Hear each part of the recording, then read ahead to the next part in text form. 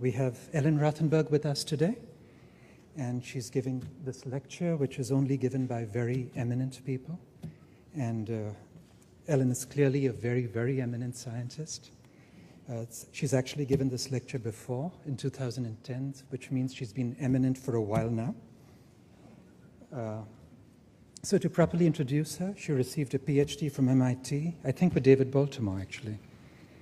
She spent time at Sloan Kettering and the Salk Institute before joining Caltech in 1982, where she rose to full professor and is currently a named professor, the Albert Billings Ruddock Professor of Biology. She's got many other awards, and among these, she was recently elected to the AAAS and a fellow of the AAAS, and also, yes, fellow of the American Academy of Arts and Sciences just this year. It's fantastic. So Ellen's worked on mechanisms of vertebrate development for a long time. And luckily for people like me working on T-cell development, she chose T-cell development as a model system. So among the things I know or remember, she did the first single-cell assays with blood cell precursors, placed in T-inductive conditions, using a very simple in vitro model. And she showed that commitment to the T-cell lineage in that system was actually surprisingly protracted. It remained reversible. If you pull the cells back out of those conditions, it was reversible for many days, actually. She later revealed the molecular mechanism of that commitment and showed it was the transcription factor Bclllb. And through her ongoing work now, I think the protracted nature of T-cell commitment starts to be understood in terms of the requirement for remodeling of the Bclllb locus. So she's made many other contributions I can't list. I'll mention perhaps just an exceptionally influential paper in Science, which showed that cell cycle duration influences the accumulation of stable transcription factors like PU.1, and so can affect the myeloid versus lymphoid lineage decision. And among other things, because she's been embedded at Caltech with really remarkable scientists like the late Eric Davidson, she's also deeply knowledgeable about, broadly knowledgeable about mechanisms of development, not just vertebrate development, but also invertebrate development. And the review articles she's written, placing our knowledge of hematopoiesis in this broader context, I think have been really exceptionally influential. She also takes teaching very seriously and just won a major award, which is the Richard Feynman Award for teaching, which is fantastic. So her talk's always great. We're very lucky to have her. Ellen, welcome. We'll do this now. Nice, I can't help it.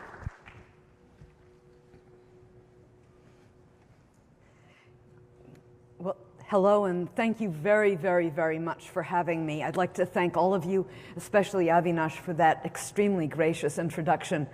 And I hope you'll enjoy today's talk, in which I've tried to put together a set of stories from my lab, which have in common the thread of understanding how a lineage commitment-associated transcription factor like Bcl11b can actually regulate something as emergent as the observation of commitment, because it's not a simple phenomenon. It's actually a relinquishment on the part of the cells of all other options, and the question of how this can be regulated is not a trivial one.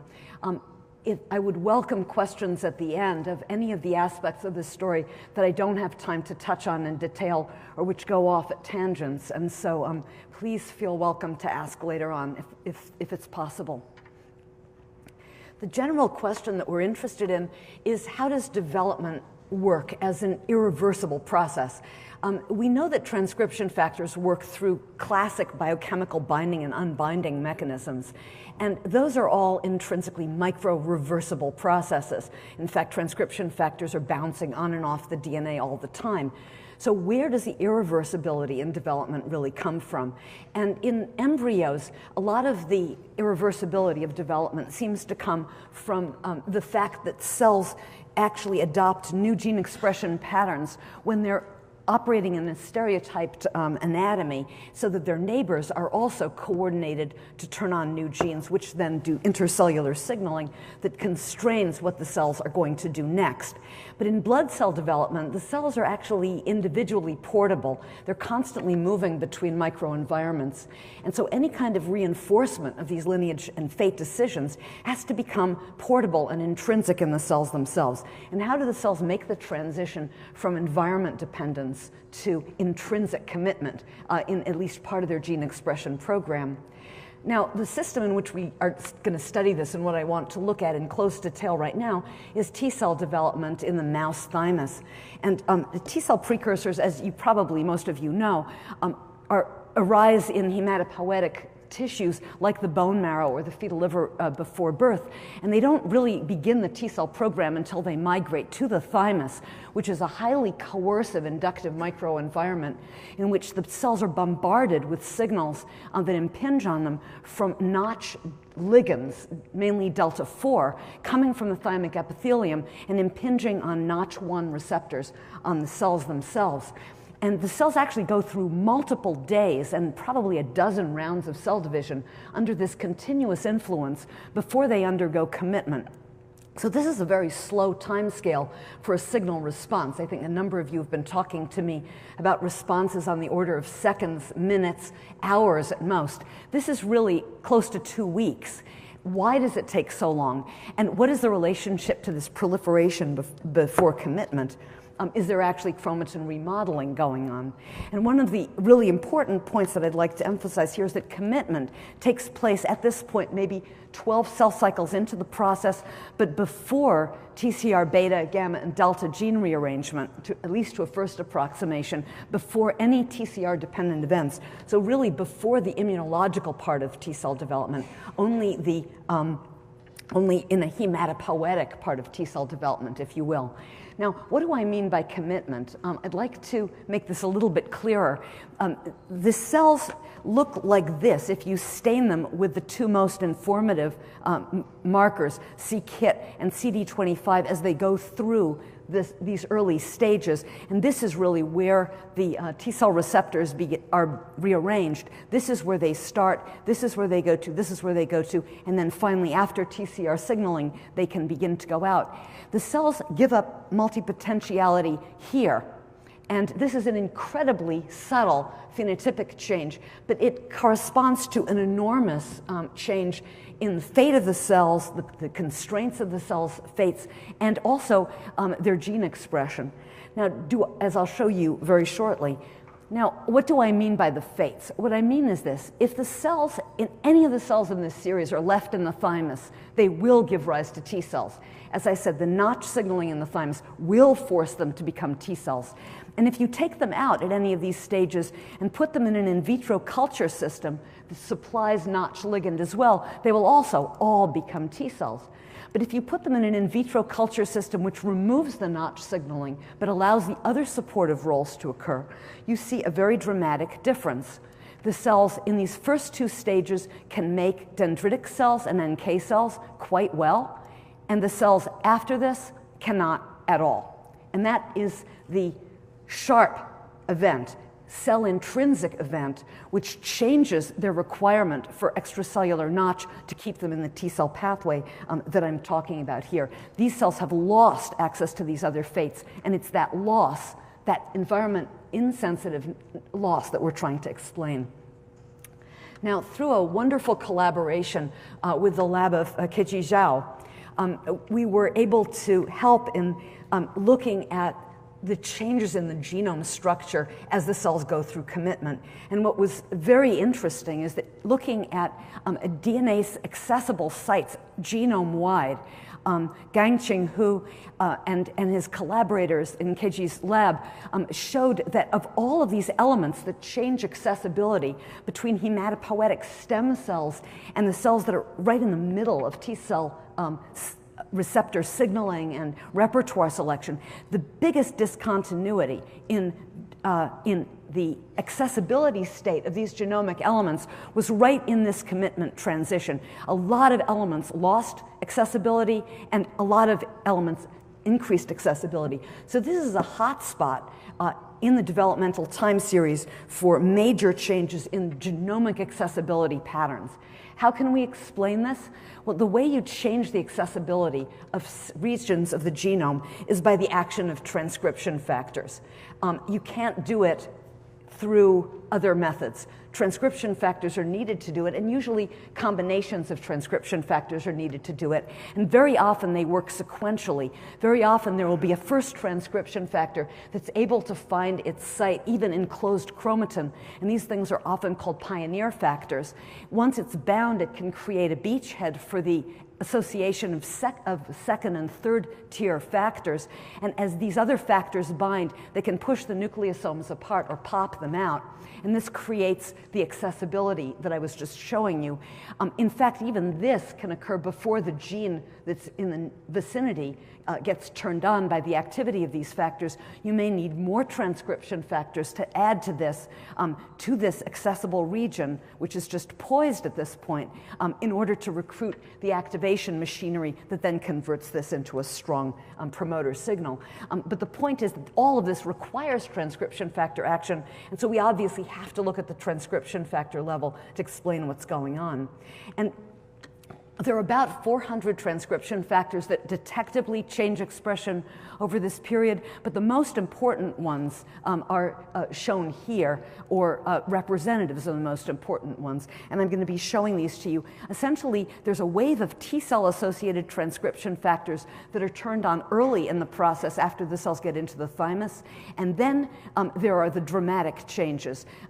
PU1 and other initial expressed transcription factors that come into the thymus at high levels get gradually shut off at this commitment point. Some of them turn off a little earlier, very few turn off a little later. Most of them turn off exactly when PU1 does, right at the commitment stage. And then the only transcription factor that we found that turns on exactly at commitment is this one, Bclllb. And I'll be talking about this, a little bit about PU1, and also about some of their partners, including this one, RUNX1, which plays a very important role, but by contrast is expressed at not very changing levels throughout this process. Now, Bclllb really is expressed in a way that is closely linked to commitment at the single cell level. And we found this out when Haoyuan Kuei in my lab made a non-disruptive yellow fluorescent protein knock-in reporter for the Bclllb locus. And we showed that it expresses fluorescence at exactly the stages when the Bclllb RNA is on.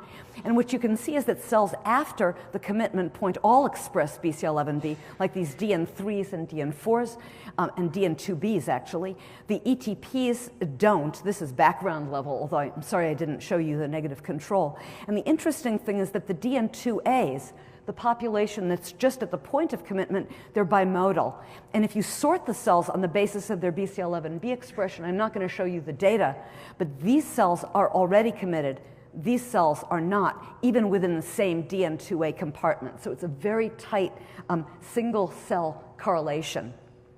Now, we know something about the timing of Bclllb expression, and if I have time at the end, I'll get back to this later on. But basically, we know that its timing is established by an intense feed-forward genetic circuit, which involves inputs from Notch signaling and from the two Notch-activated transcription factors, TCF7 and GATA3, as well as RUNX1 itself. And so some of this combinatoriality explains why this is highly Notch dependent and why it's T-cells restricted to a very good first approximation. Many of you in this room are among the elect who know that there's another cell type that also expresses Bclllb.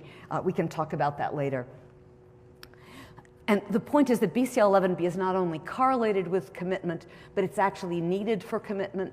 As we showed back, we and the Kawamoto group showed back in 2010, if you delete Bclllb, the cells get to the DN2A stage, but they can't get beyond it. And in fact, they don't die. They are very happy without Bclllb under the conditions that we grow them. They self-renew.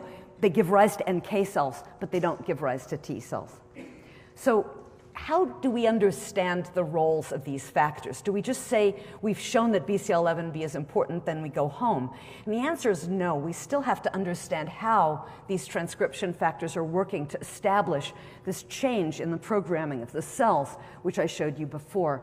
Now, we know that transcription factors are important in changing gene expression contexts to shepherd the cells from one steady state to another one. And the DNA binding specificity of the transcription factors makes sense of the genetic code as a blueprint for development, because it basically means that the genome not only encodes proteins, but it also encodes the instructions for their binding through the provision of transcription factor binding motifs. But the problem is that we're learning too much about how transcription factors work in large genome multicellular organisms to be satisfied with these simple answers right now. And what we found, we and the whole field has found from the last 10 or so years of ChIP-seq studies, is that binding of transcription factors in real life is often conditional. I'll show you something about that. Collaborating factors are very important to enhance the affinity of transcription factors at certain sites. And chromatin configuration clearly restricts access differentially in different cell types. The other very embarrassing thing is that most binding that you see in ChIP-seq experiments is usually non-functional binding. That is, you can see lots and lots of genes linked to transcription factor binding sites, but if you actually acutely delete the transcription factor, those genes do not change their expression. And so the question is, what's the relationship between binding and function? How do we recognize it, and how do we make sense out of it? And finally, I won't have as much chance as I'd like, but I'd like to get back to this at the end. The epigenetic state of the cells at any given moment reflects cell history, but we know the epigenetic state, including chromatin opening, is changed by transcription factor actions. So under what conditions is that really a constraint, and to what extent is that simply telling you a snapshot of what the cell is doing right now? So to try to investigate this, we've spent the last few years trying to use stage-specific perturbations of the levels of Bcl11b and the mirror image factor, Pu.1, which is the one that's expressed early and then goes off at commitment, and trying to perturb them by deletion or by add-back to try to see if we can get a handle on what are the relevant stage-specific target genes that are regulated by the cells at this time, and try to relate those sensitive genes to the kinds of sites through which those transcription factors are exerting those effects through looking at new or lost occupancy sites. And doing this kind of experiment, it's been very easy to show a large set of genes that Bcl11b regulates positively and a large set of genes that Bcl11b regulates negatively. And I'm not going to go through names of them. I think it's pretty obvious here that these lanes are different from the other ones in this heat map. The blue ones, those are genes that don't go on in homozygous Bcl11b knockouts. These are Bcl11b dependent genes in the context of early DN2 or DN3 cells. And so a lot of these genes that are very robustly dependent on Bcl11b. But what's even more evident and what's even more abundant are genes that are upregulated dramatically when you take Bcl11b away.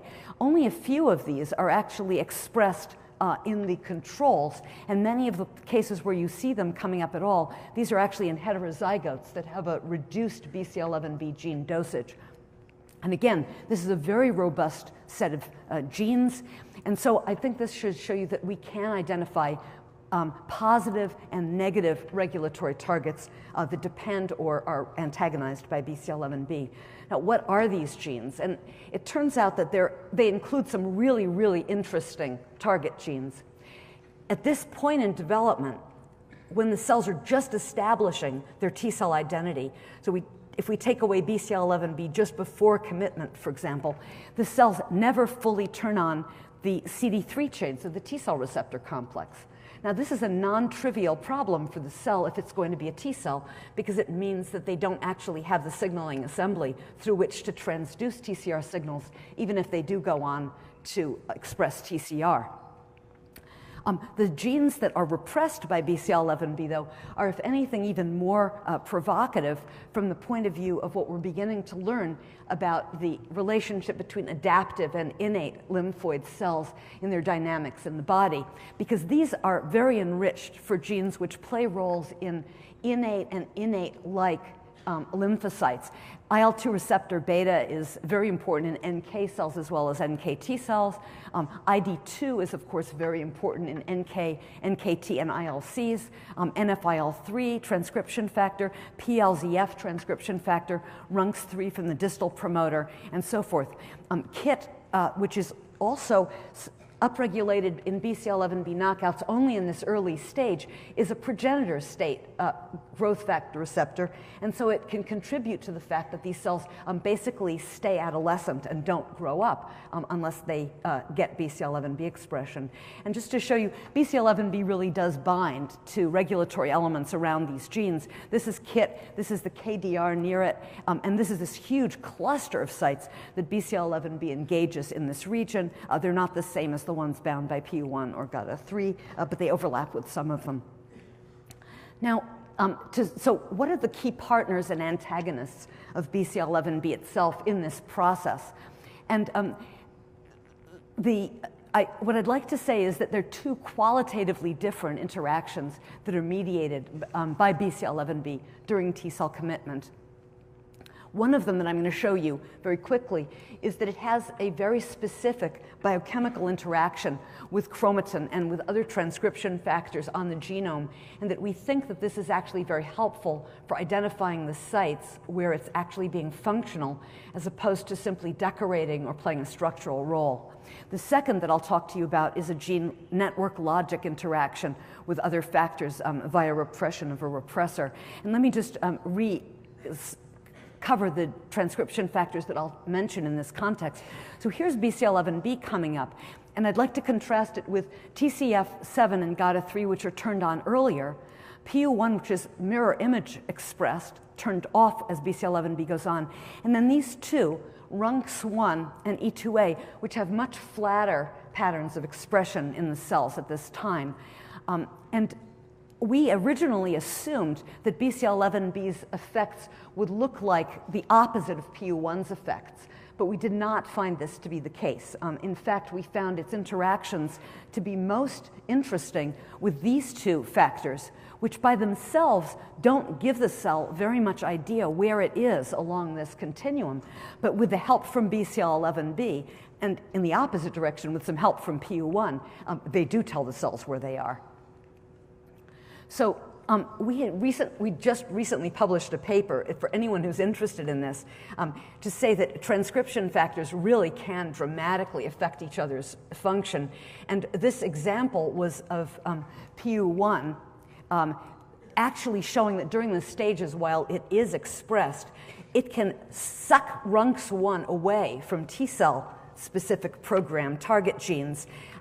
Even superior transcription factor binding sites as far as RUNX1 is concerned, and bring them over to accompany PU1 on its own target genes, where they then participate with PU1 on, in regulating the genes that PU1 may activate. And this is really important because the amount of RUNX1 in the cell is not in excess.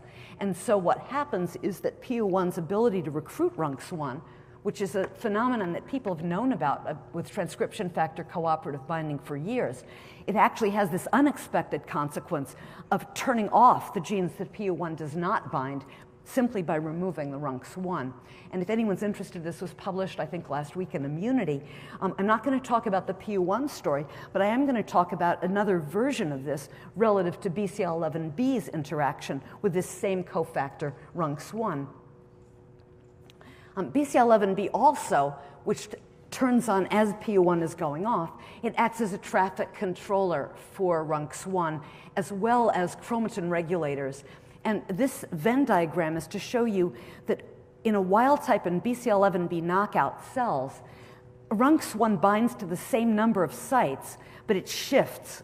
And so there are sites that are bound by RUNX1 in wild-type cells that are emptied in Bcl11b knockout cells, as well as some new sites that are only occupied in Bcl11b knockout. And more than half of the sites that depend on Bcl11b are in fact directly dependent on Bcl11b protein because they are actually overlapping with sites where Bcl11b binds itself. And this is an example of how this looks in real life. So this is Bcl11b chromatin immunoprecipitation around the locus of a gene called TNNI1 that Bcl11b represses very effectively in these cells.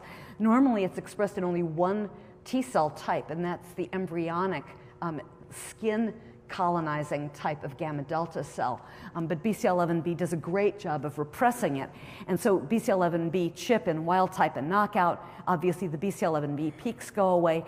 But look at what happens to these other factors that are in the cell at the same time, wild type versus Bcl11b knockout. Some of the Bcl11b sites, they bind perfectly well, whether Bcl11b is there or not.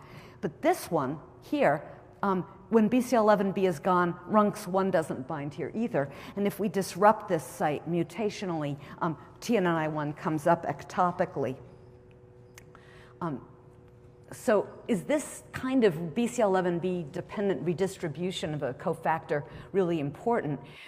Actually, Bcl11b's own binding is exactly equal among expressed genes, whether they are Bcl11b responsive or not.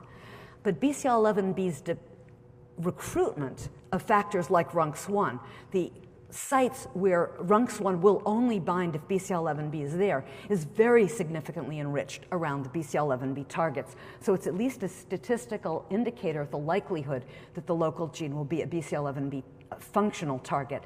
And furthermore, I just want to show you a very quick picture to which we actually owe the advice of a reviewer of our latest manuscript, which is that, in fact, Bcl11b dependent recruitment might even play a role in sensitizing different TCR loci for rearrangement.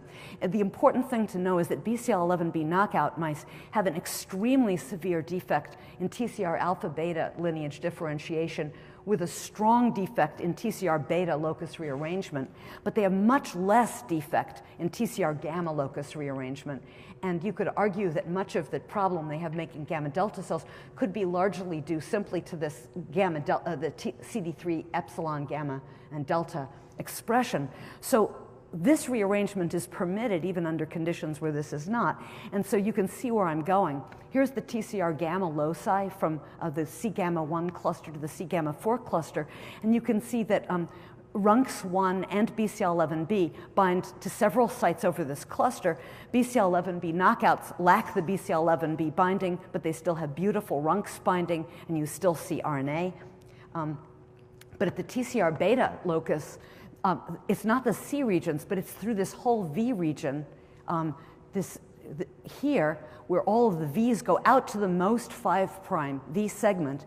The Bcl11b and RUNX co-bind, but in this case, when you knock out Bcl11b, much of the RUNX1 is lost from this entire V beta cluster, not from the C regions, not from the most 5' V. So it's very tempting to speculate that this could have something to do with maintaining chromosome accessibility. Now, again,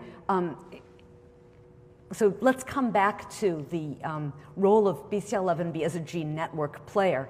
And again, remember that the regulation of different genes is going to depend on different combinations of transcription factors, so that the ability of a cell to express these genes may depend not only on one transcription factor like this light blue one, but also on what's associated with it, either the red one if you want to make the genes for the cell type 1, or the yellow and green for this if you want to express the genes that are important for cell type 2. And so the context dependent by the other transcription factors is really important.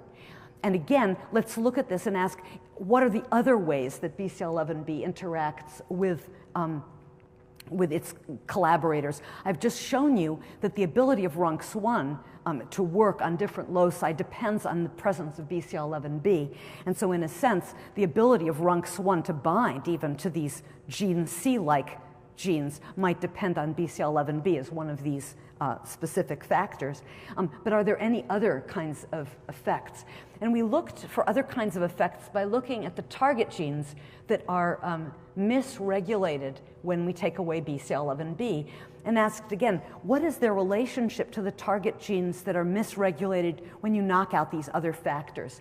And the data are not complete, but we were disappointed, as I mentioned, in our prediction that it would be the reverse of PU1, and very surprised to find something else, which is that these gene numbers are a little bit out of date now, but they still represent an accurate picture of what the overall pattern was.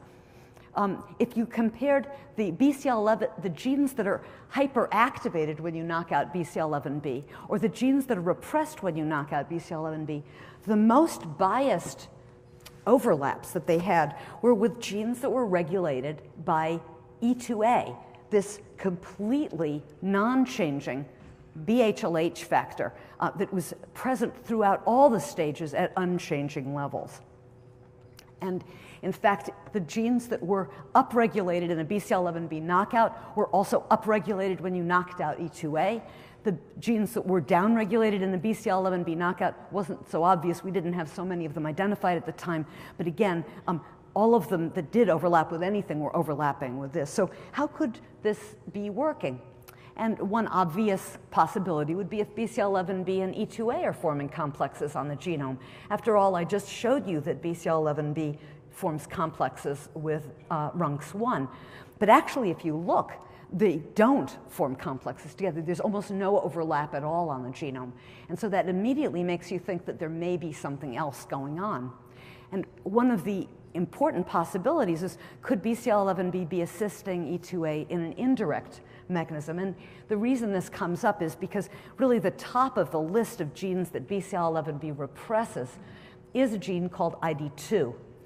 ID2's role is to neutralize E2A.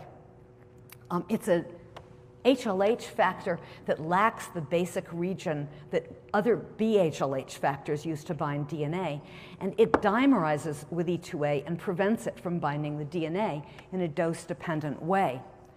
And so the question was, is it possible in this case that Bcl11b's repression of this repressor or inhibitor could actually be making Bcl11b work effectively as a helper of E2A? And so just to spell out what the logic is here, we have two classes of Bcl11b targets and E protein targets. They're negative E protein targets, potentially innate cell or NK cell target genes, and there are positive E protein targets, which might be T cell genes or B cell genes in a different context. And the question is, when we see Bcl11b acting on the same genes, is it acting through itself, or is it acting by antagonism of ID2, which is then antagonizing E2A? When you take away Bcl11b's role, is the entire effect due to ID2's upregulation of E2A? And one way to find this out is actually to take away ID2 and see what happens. And so you could do this now with Cas9 transgenic mice very nicely, even taking primary bone marrow-derived T-cell precursors, differentiating in this nice in vitro differentiation culture that we have. And you can put them in this co-culture, and they're already constitutively expressing the Cas9 enzyme from the CRISPR system. You can then introduce into them the guide RNA that directs the Cas9 genomic cutting to the site that you want, and it can be against one gene, but it can also be against pairs of genes or more, and you can then ask what happens to the cell's development. And so you can then look at the development of the cells, and you can also look at the gene expression in the cells and see to what extent the effects of Bcl11b change when you take away ID2. So what I'm going to show you now is that one of the really interesting target genes, the one ZBTB16, which codes for the transcription factor also called PLZF, very important for NKT cells and all kinds of innate-like lymphocytes. This, in fact, is one of these genes that is repressed by E2A and also repressed by Bcl11b. And when we look at the effect of taking out Bcl11b alone, taking out Bcl11b and ID2, or taking out Bcl11b and ZBTB16, we can see that each knockout actually removes the sensitive parts of the target messenger RNA. So knocking out Bcl11b upregulates both of these genes. Knocking out Bcl11b and ID2 does not upregulate ID2. Knocking out Bcl11b and ZBTB16 does not upregulate ZBTB16. But this is the interesting one. When we knock out Bcl11b but also knock out ID2, ZBTB16 is much reduced in its upregulation. And so, in effect, what I've shown is that this pathway, a major part of it is going through this indirect route. And what we've found, just to quickly summarize a lot of other data, is that for many of the apparent Bcl11b positive targets at this developmental stage, it's even more clear that these look like E protein positive targets because actually they are E protein positive targets, and that if you take away the ID2, you no longer need the Bcl11b. So what this is very interesting about is that this is really linking many of Bcl11b's effects on the gene expression in the early thymocytes very closely with the difference between the adaptive and the innate lymphocyte programs. One of the T cells and innate lymphoid cells, as you probably all of you know, share killer and helper function gene networks to an almost amazing degree. But where they're different is they don't have the receptor genes diversified by mutation in the innate lymphocytes that you have in T cells and B cells. And this is really correlated with a strong E protein activity in T and B cells, and not strong E protein activity, actually blockade of E protein activity in the innate lymphoid cells. And essentially, Bcl11b is pushing the T cell precursors down in this direction. So what we've learned to summarize what we know about T cell commitment, and including data that I haven't had time to show you, is that the cells come into the thymus actually with T, NK, B, dendritic, myeloid, and innate lymphoid potential. And they keep it really through the early stages. They lose it all pretty much around the same time in this DN2A to DN2B junction. And what we know now from work I haven't shown you is that this access to dendritic and myeloid fates is mainly driven by PU1, and its loss of accessibility here is mainly due to the other mechanisms that I haven't had time to tell you about that shut off PU1 at this time. But Bcl11b is responsible for the shutting off or the compartmentalization of the NK and ILC fates, which Bcl11b then antagonizes by restraining ID2 expression. And in fact, it's sort of interesting because later T cells, in fact, keep some access to these innate lymphoid programs, but they now make them activation dependent. And part of the role of that activation is to downregulate the level of Bcl11b protein. And so Bcl11b is actually turned on by a gene network which is actually shared between T and innate lymphoid cells that involves Notch signaling, TCF7, GATA3, and a lot of progenitor transcription factors that turn on Bcl11b. But as Bcl11b works, it begins to antagonize ID2, at least in this T cell context, not perhaps in the innate lymphoid cell context. Something allows Bcl11b to antagonize ID2 here, and that now allows E proteins to have dominance in a way that they wouldn't otherwise have to allow the cells to go into the T cell pathway. So Bcl11b is a link between this upstream network shared between T and innate lymphoid cells and the downstream network which defines T cell identity.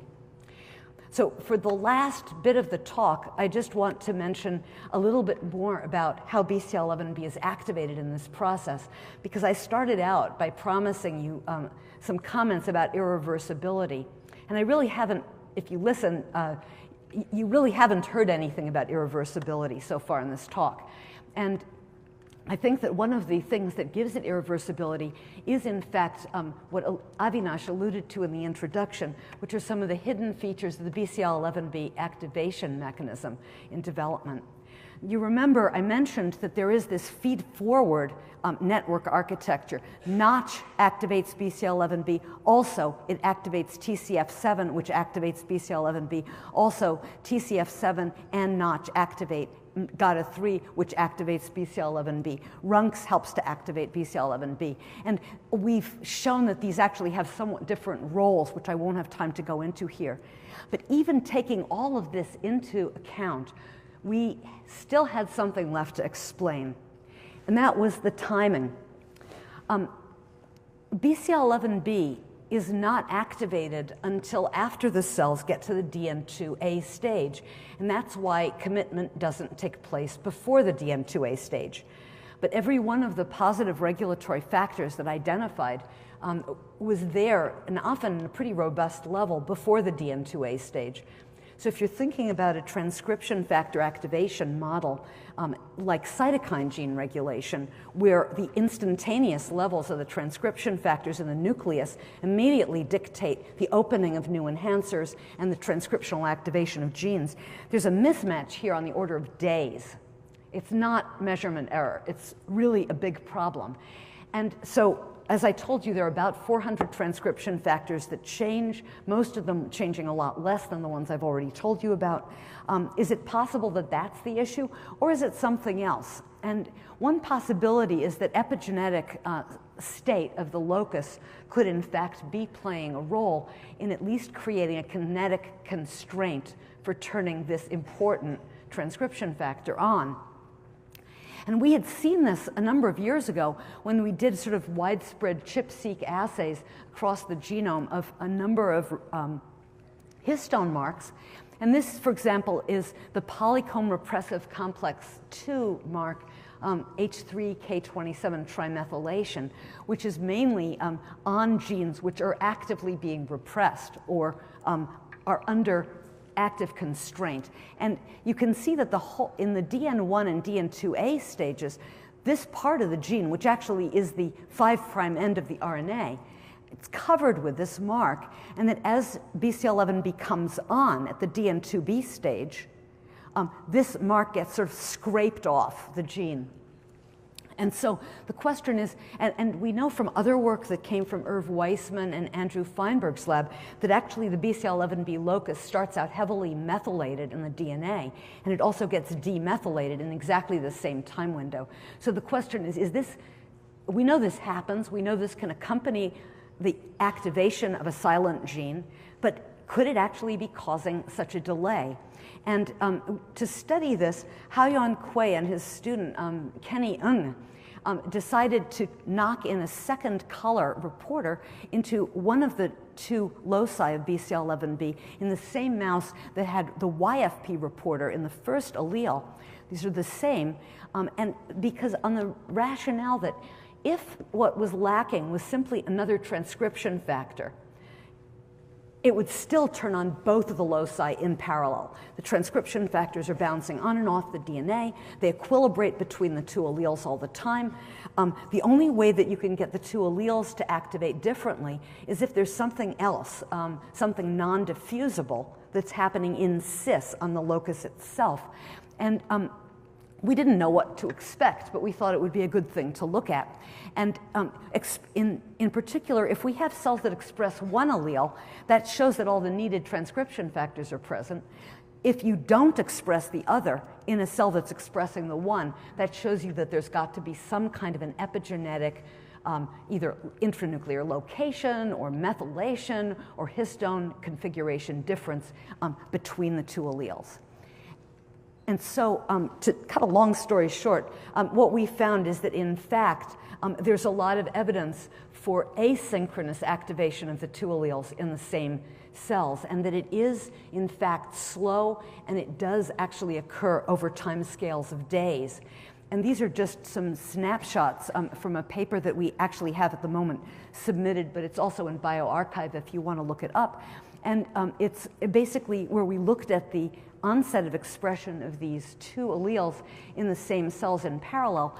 And this is a set of WALS that were seeded with single cell clones, or at least we tried to, and some of the clones obviously turned on both alleles together. Here one allele is shown in the green color, the other is shown in the red color, and the yellow shows that they're both on and exactly in sync.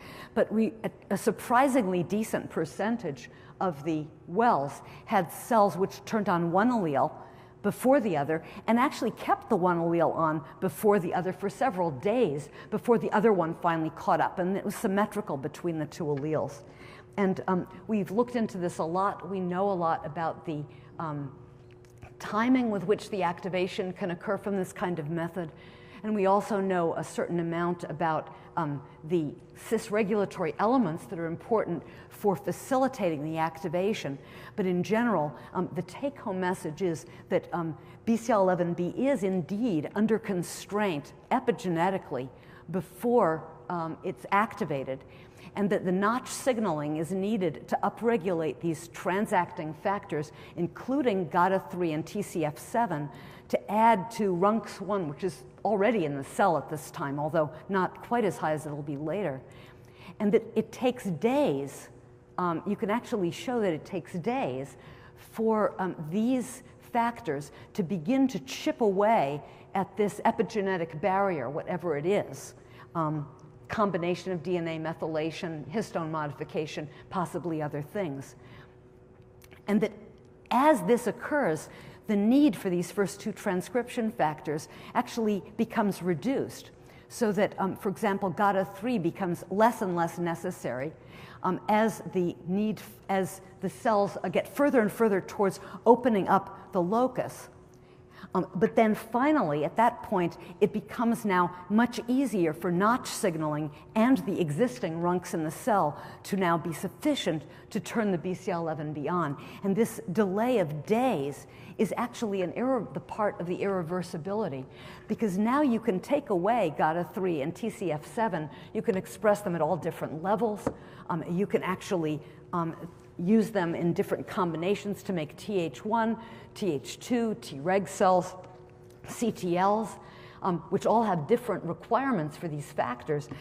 As long as the cells, you don't need the notch signal anymore either, but all you need now is the RUNX, because the locus is already open, and once this barrier is down, keeping Bcl11b on is now easy. And so, I know that I've covered a lot of work, but I just want to summarize this last part. Bcl11b is clearly important for establishing T-cellness, and a large part of its role has to do with its acting not only as a transcription factor choreographer, but also as a gene network player through its antagonism of ID2, which allows the cells to attain an adaptive fate and not an innate fate at that stage. But the timing of Bcl11b activation is set by transcription factor combinatoriality and notch signaling to establish the cell type specificity, but then additional cis-regulatory machinery that's needed to open the Bcl11b locus. That this is slow. Many of the regulatory requirements are basically needed to start this chromatin opening and make sure that it occurs properly, but are no longer needed after the chromatin is open.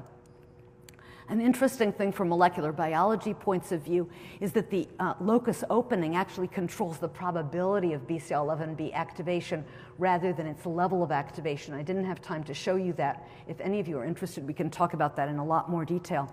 But the point is that the commitment gene is hard to turn on, but it becomes very easy to turn on, to keep on. And this is a very large part of the robustness of the lineage identity then of all T cells, regardless of which functional subtype they differentiate into later in their development. So I'd like to just thank the people whose work went into this talk.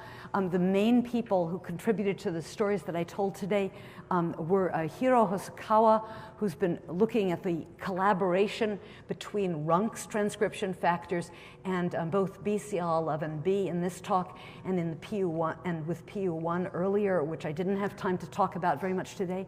Hao-Yuan Kuei and Kenny Ng were the key people who created the Bcl11b knock-in fluorescent reporters and who used them both to look at the upstream transcription factor requirements for Bcl11b activation and the cis regulation mechanism which slows down the response of Bcl11b locus to these activators, but then makes it one way. Mary Yui has been in my lab for a long time, and she's played an extremely important role, both as a person who made major contributions to our ability to pinpoint when the commitment event really occurs. And earlier, I'd like to call out Jingli Zhang, who did our genome-wide analysis. And Jonas Ungerbeck also played a very huge role with Hiro in looking at the genomics, and he played a very strong role in the bioinformatics aspects. And I didn't have a chance really to talk with you about contributions of Shun Wang, who's been looking at some more of the early factors expressed when PU1 is there, and Wen Zhou, who's currently doing single-cell, single-molecule analysis of the transcription factor expression patterns all along the pathway toward commitment. I'd like to also thank the wonderful supporters that we've had, and also wonderful collaborators in Barbara Wold's lab, Michael Elowitz and his group, Bill Longabao for Gene Networks. Gangxing and Keiji were fantastic in inviting us into collaboration with them. Proteomics with Tomoaki Tanaka and his collaborators at Kyushu University. Our other collaborators and the people who are kind enough to give us mice. So thank you very much, and I'm delighted to see I left enough time for questions. I hope I didn't go too fast. I hope you're interested. I welcome questions. Thank you so much for listening.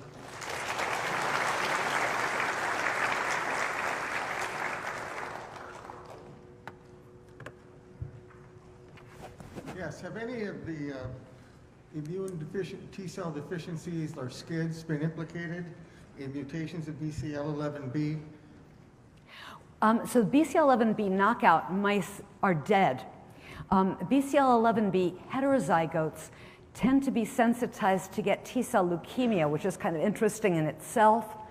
The cells don't look like T cells if they don't have Bcl11b.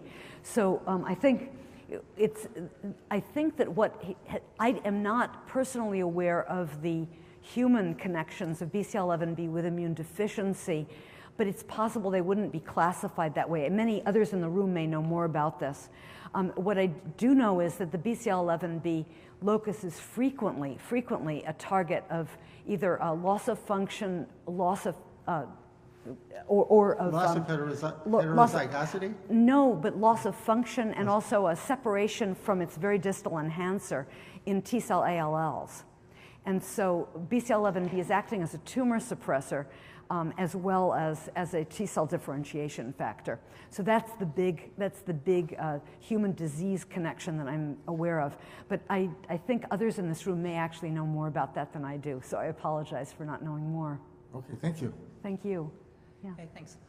In both the E2A data you showed today and then the RUNC's one in the immunity paper, you showed that a protein can have switch-like behavior even if its expression is non-switch-like, exactly. It's consistent. And later you showed about the irreversibility, and I was wondering if you think that because these cells don't have switch-like expression and they're consistent, that irreversibility is kind of necessary that it can have a switch-like function because you can't maintain it by the expression going in and out, if it's related to that kind of behavior. So you're saying that because, well, Bcl11b can go up and down, and I think Dorina Avram showed this years ago, that when you activate T cells, Bcl11b levels go down about threefold.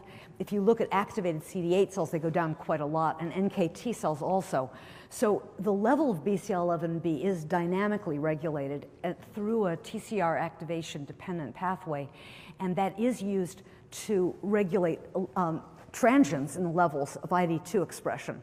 So that actually fits pretty well with ID2 being the easiest thing to go up when you start to knock down Bcl11b. So I think some of the aspects of Bcl11b's function are going to be dynamic.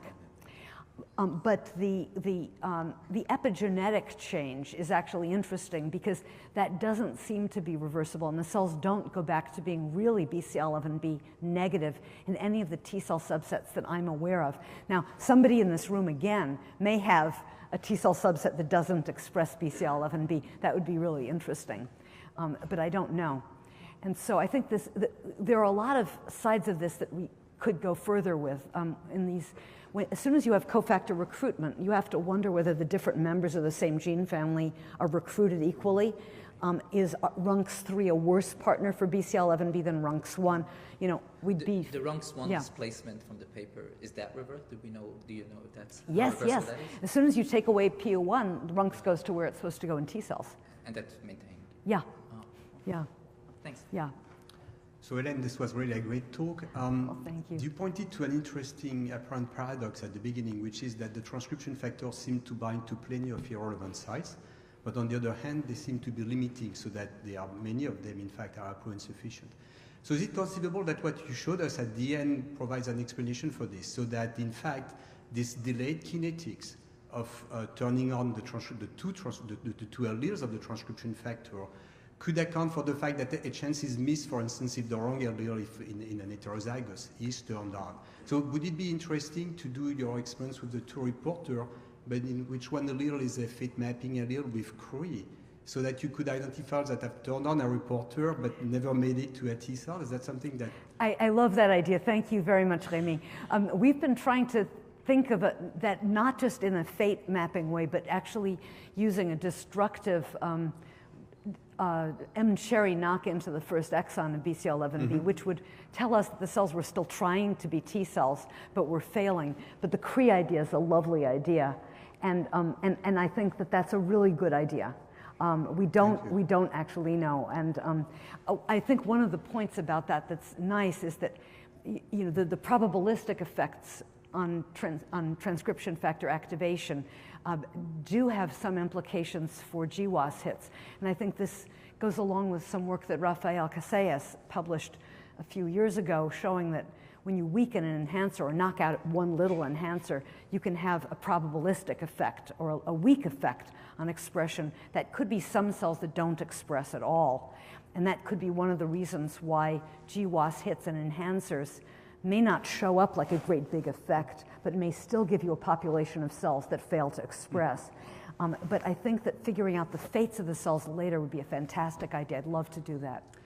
Well, good luck. And see if I can, a very quick factual question. Among those genes that you tell us are positively regulated by Bcl11b through ID2, do you have RAG and TCR alpha and TCR beta genes? We actually were not looking that much at the TCR alpha and TCR beta genes because so much of the expression levels depend on rearrangement.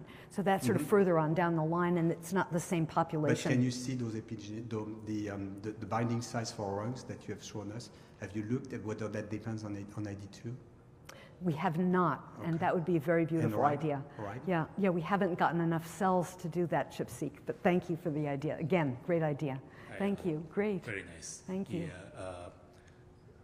The identity of T cells and the commitment to T cells is quite regulated by. By the way, I'm very happy to see you here. I am. I hope you're. So it's a pleasure to see you here. Welcome. This Bcl11b. What will happen if you knock out Bcl11b in mature T cells? Yes, so Dorina Avram has spent a lot of time doing this in great detail. And actually there was some early work from Dan Littman's lab as well. Maria Ciafani's huge, massive paper had some RNAi knockdown of Bcl11b.